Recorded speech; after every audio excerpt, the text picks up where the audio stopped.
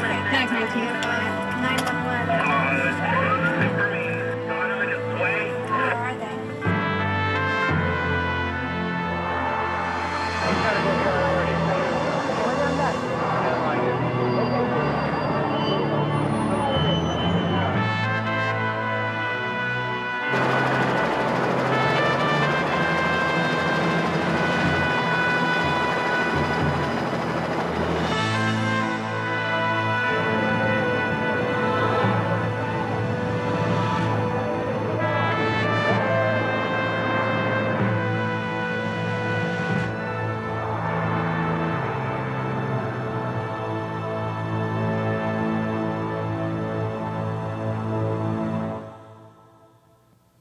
The explosive power of fire can fool even experienced professionals with years of training. In this oil refinery incident, the firefighter was fortunate to escape with his life. Each year, more than 30,000 Americans are not as lucky and are seriously injured. In fact, the United States leads the industrialized world in fire deaths. More people die in New York City alone from fire than in all of Japan. And Americans are 7 times more likely to suffer a death from fire than the Swiss. Why are we at such risk when we compare ourselves to other countries? This program examines the reasons behind the statistics. We'll also give you some ideas on what you can do to make your workplace safer. California State Fire Marshal Ron Coleman is past president of the International Association of Fire Chiefs. He believes a big part of the problem in the United States is attitude. People have fires and what happens? The Red Cross shows up and the Salvation Army shows up and people put them up for the night and they get their picture on the front page of the newspaper. And there's no personal accountability in this country for fire and life safety. You go to Europe, it's considered to be a crime against society to have a fire. It's not okay to have a fire. According to Devonshire Police, 4 people are being held for questioning. Open fuel containers used for farm equipment reportedly caused the fire. At this hour, the blaze... We do not have, in our country, at least in my opinion, a well-developed sense of responsibility for fire safety. Everybody thinks it's the fire department's job. And I, being a fireman for 30-some-odd years, can tell you that about 90% of the time, when we go out there, we're almost too late. For 25 employees at this industrial plant, it was too late. What happened there was the exits were blocked. I mean, even if they had the exits, they're not properly maintained.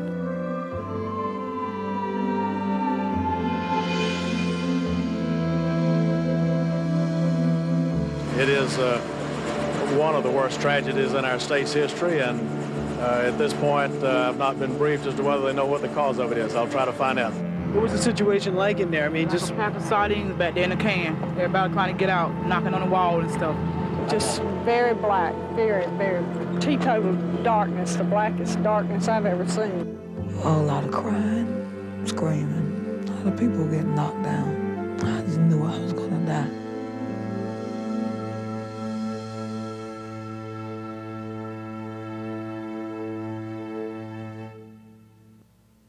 Almost all workplace fires are traced to preventable causes.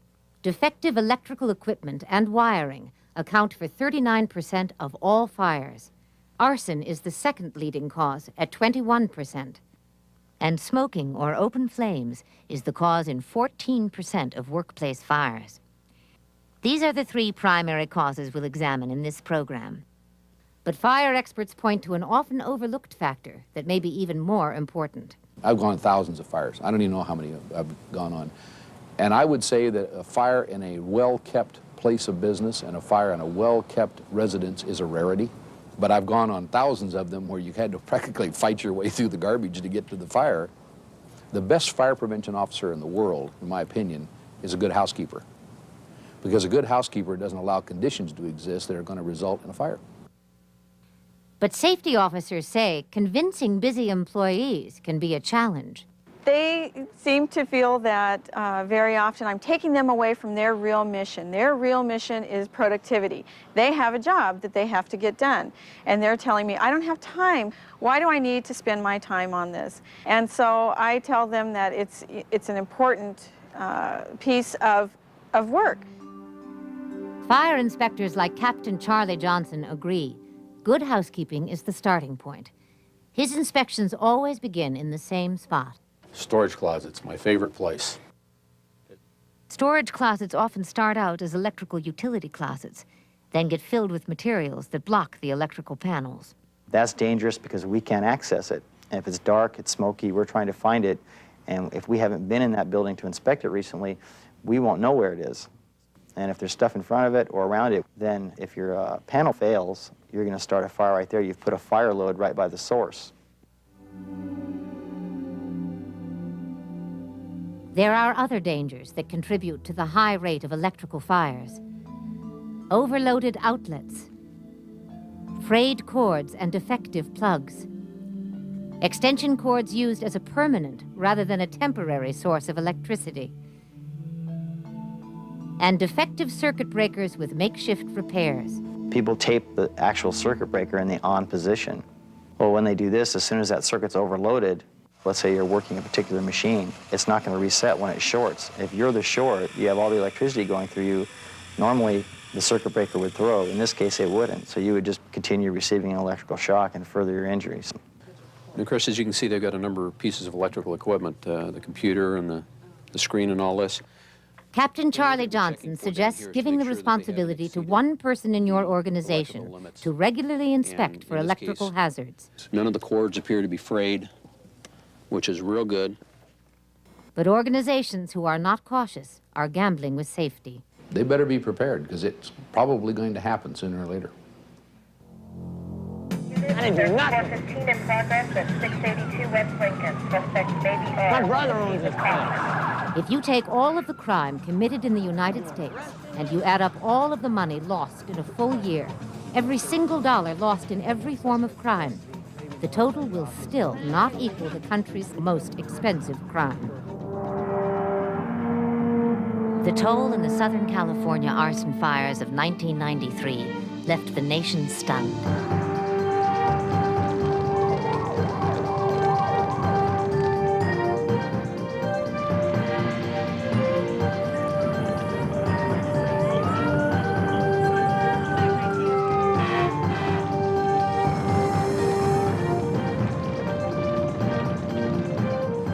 In the aftermath, government leaders were searching for ways to stop the next arsonist.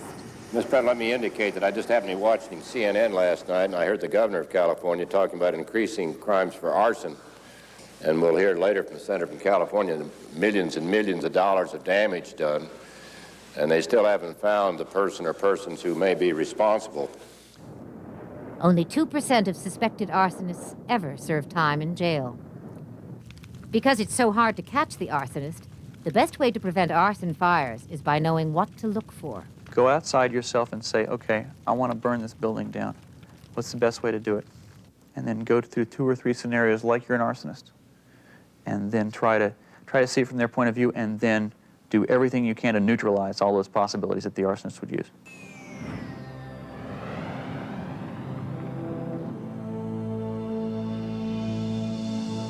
Poorly lit facilities and parking areas will make you more vulnerable to the arsonist.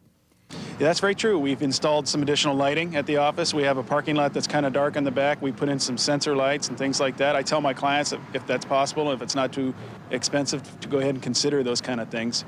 We find that helps deter crime.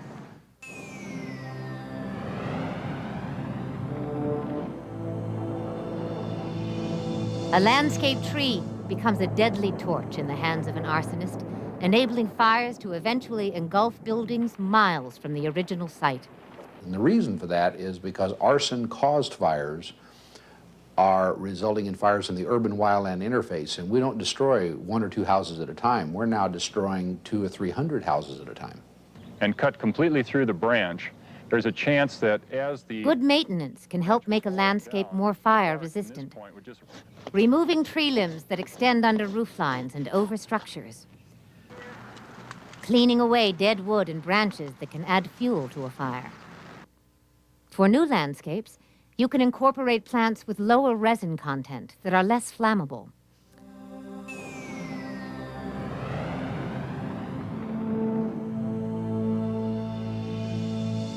Making sure the trash cans get emptied every night. Arsonists love to use trash cans. Just start it in a trash can, and maybe they won't even put it down to arson because it started in a trash can. Great place to start a fire. Even after watching the tragic results of arson-caused fires, many in America continue to see arson as a minor crime. It's kind of like, a lot of people looked at an arsonist like a grown-up kid who set a fire, and how can you really get upset with them, because after all, you know, kids set fires type of thing. That's not true. As a matter of fact, arsonists are now as lethal a criminal as you can ever run across.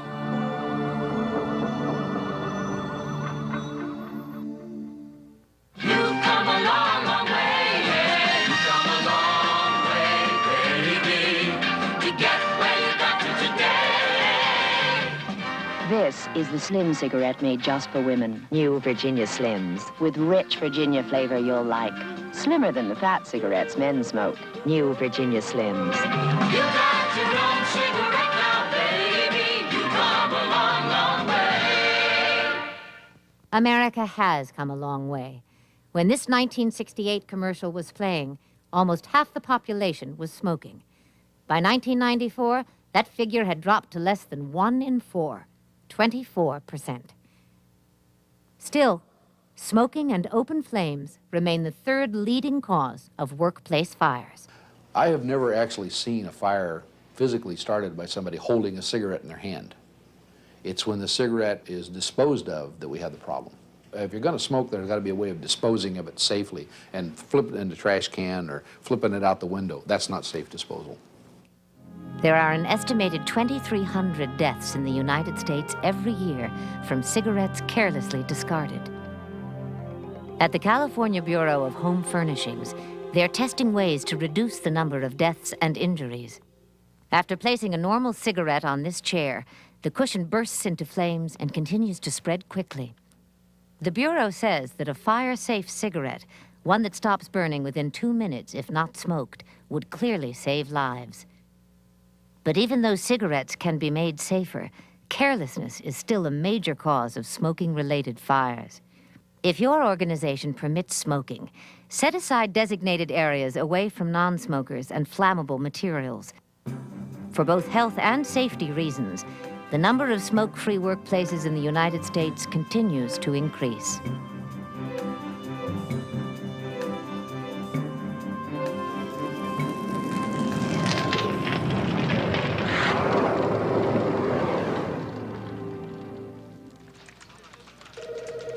This is the image that comes to mind for most of us when we think of an office.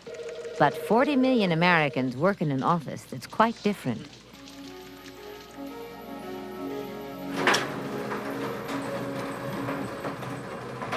Hi, Mary. Yeah, Richard here. Today, there are offices in almost half of the homes in America. And it's natural to overlook in our home office what we take more seriously in a traditional office.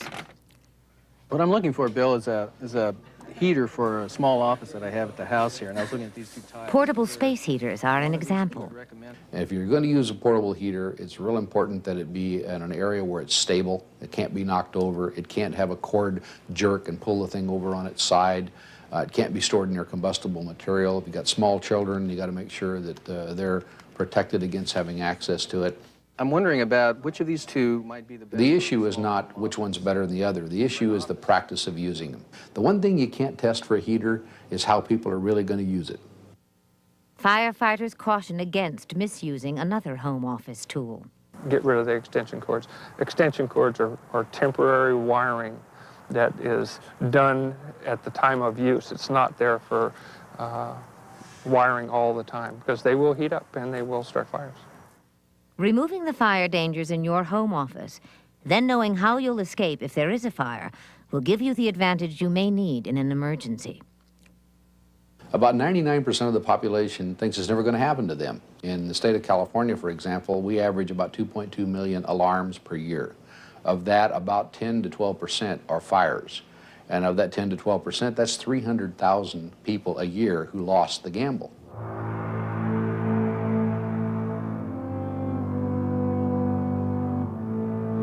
Recognizing the causes of fire is the best way to prevent fire. But this year, more than 100,000 Americans will be in a fire. For many of them, Knowing how to react will determine whether or not they survive. The MGM Grand Hotel in Las Vegas, Nevada.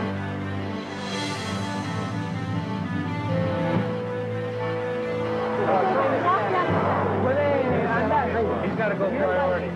On a bright sunny morning in 1981, 84 people died, most of them 20 floors away from the fire. Sometimes you don't even see what's getting you. It's products of combustion, which in some cases are transparent gases. And in a lot of cases, they are lighter than air, which means that they'll migrate throughout an entire building. And people have been known to be asphyxiated, and they don't have a mark on their body. And in the upper floors of the MGM Grand, where so many people died. No physical fire damage in there whatsoever, none. It was all related to toxic gases. So smoke is the #1 killer. With smoke, the lack of oxygen caused by carbon monoxide can create confusion and disorientation, preventing the victim from getting out, even if the escape path is open. People do weird things in fires. I've gone on a couple of fatalities, for example, where people crawled under their own bed. They got up, they got disoriented, and they turned and crawled back underneath their own bed thinking they were escaping. Whether you work in a high-rise building or a single-story structure, staying low, underneath the smoke, and getting out quickly are your two most important goals. You may not have the luxury of being able to just look for what you need. It may be a situation where you have to get out, you have to be able to find your way out by crawling on the floor and feeling the walls. If you're not familiar with what walls lead where the exits are, where the fire extinguisher is if you need that, then you could be disoriented and trapped. Learn how to get out. That's how you survive a fire, is to learn how to get out.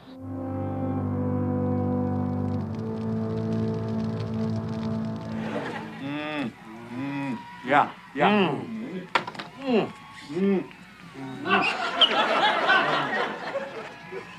Guys, this is what I call moment. What's that? Somebody must pull the fire alarm. Oh, jeez. From television, films, and other sources, we have misconceptions about fire and fire safety. An automatic sprinkler head will not activate from smoke. The actual heat of a fire is required, typically when it reaches 165 degrees Fahrenheit. Another misconception about automatic sprinklers is that they come on all at once. In fact, most fires are contained by 1 or 2 sprinkler heads. Perhaps the biggest misconception is that Hollywood fires are true to life. I've seen a lot of movies where, shows guys running through burning buildings and et cetera. That's not what happens in a real fire. A real fire is black as sin. You can't see anything. Your body rebels against everything that you can possibly believe. Your eyes tear up, your nostrils get spasmodic. Then that's when people get into trouble, is that they don't realize just exactly how lethal a fire can be in a short period of time.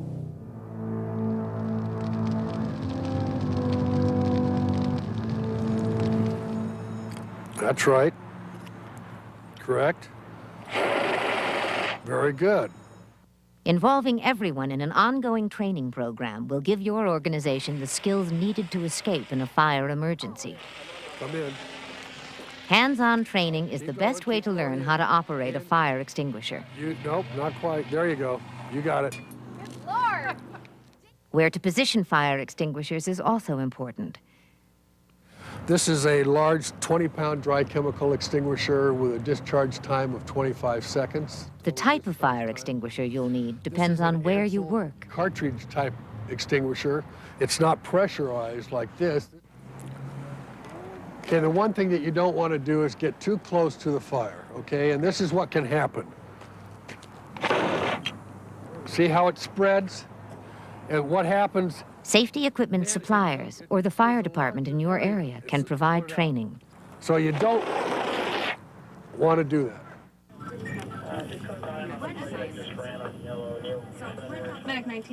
An important part of preparing for an emergency is knowing how to handle the 911 call. Having a pre-planned idea of what you're going to say to them. We've had people call up the fire department and have a fire in progress and can't even give us the address. We have a specific set of questions what's your address, what's your name, what's your phone number. And even though they may have called in 911, we always want to confirm that. We want to get the engines out, get them there as quick as possible. I believe that in the workplace, every employee has a responsibility for where they work. The owner of the business has a responsibility for maintaining conditions so that employees are not endangered. Every single solitary person in the chain is a fire prevention officer. The parking lot, and do things like this so that you guys who are on each floor will know that it's my job to put somebody at the door, so we don't have this someone's going to do something attitude. We're going to segregate.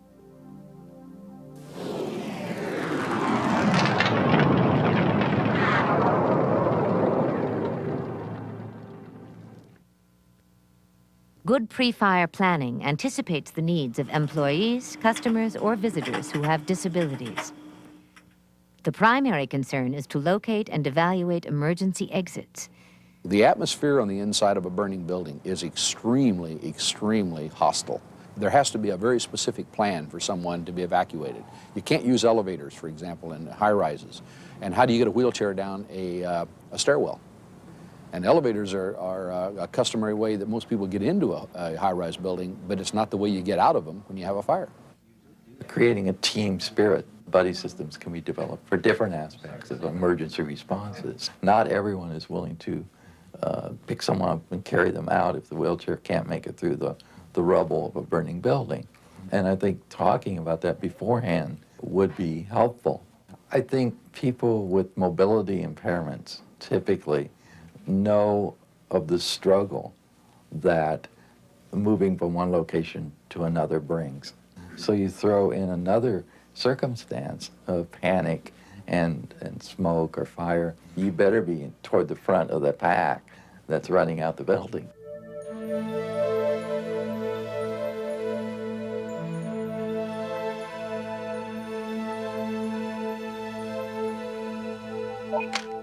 From the causes of fire in the workplace to getting out alive, we've looked at ways to effectively safeguard the future against fire. What lies ahead for us as a country is less certain. In this country, there are 35,000 different fire departments, and they range in size from very small volunteer departments to very large metropolitan departments. And as a result, to a very large degree, there is a lack of standardization in how we approach the problem. Cities like Scottsdale, Arizona, have progressive safety codes where automatic fire sprinklers are required in every commercial and residential structure. But more than half the buildings in the United States are in rural areas, like Hamlet, North Carolina, where there are no fire safety codes at all. We are the only country in the world with such a system.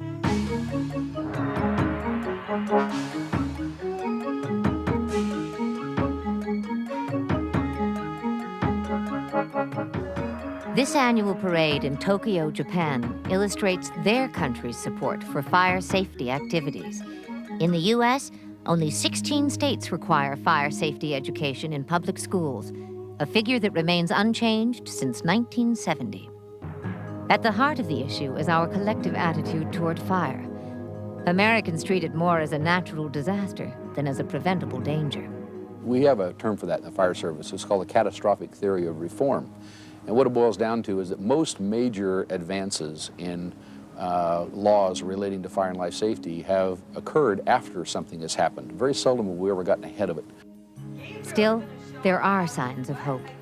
The fire death rate in the United States has decreased from its peak year in 1978, and public concern does seem to be awakening. But we're a long ways from done, because if we were done, you wouldn't be having fires like the Hamlet chicken fire.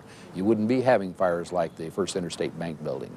The fact is, we still have those.